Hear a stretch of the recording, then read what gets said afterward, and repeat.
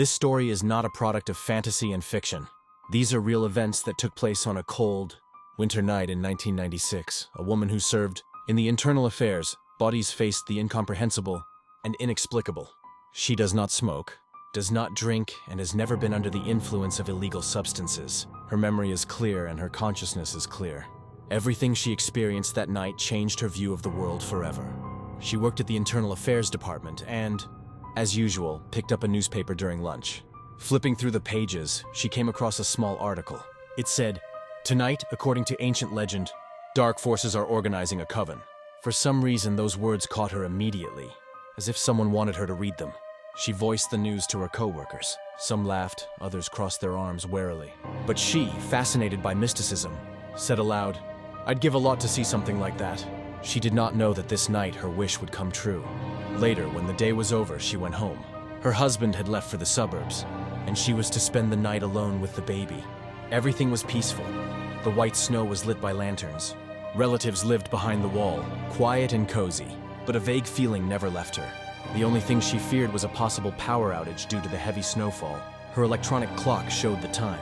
She lay in bed, covered herself with a warm blanket, and soon fell asleep. Suddenly she woke up.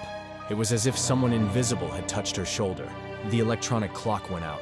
The electricity had been cut off. She looked at the mechanical clock, 02:15.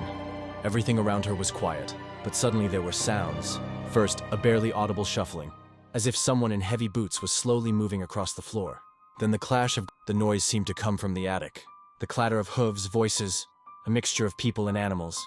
It was as if something nearby, disturbed by the noise, her son woke up. "Mommy, who's making a noise?" he asked, cuddling fearfully against her. She reassured him, telling him it was the neighbors celebrating.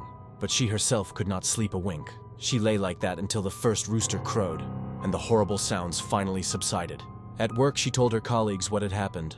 She laughed with them about her unusual night.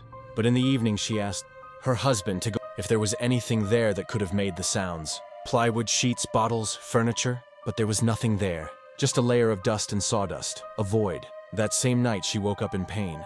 Her hand was on her face, and deep scratches stretched across her skin. It was as if a cat's claws had left a mark, but she always slept peacefully without moving in her sleep. Then who inflicted these wounds? The next morning, her co-workers looked at her warily, and her boss cautiously asked, "Is everything okay at home?"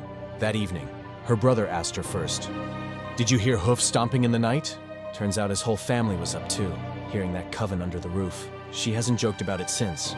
Now she not only believes, but knows another subtle world exists. And that night she was given the opportunity, if not to see it, at least to hear it.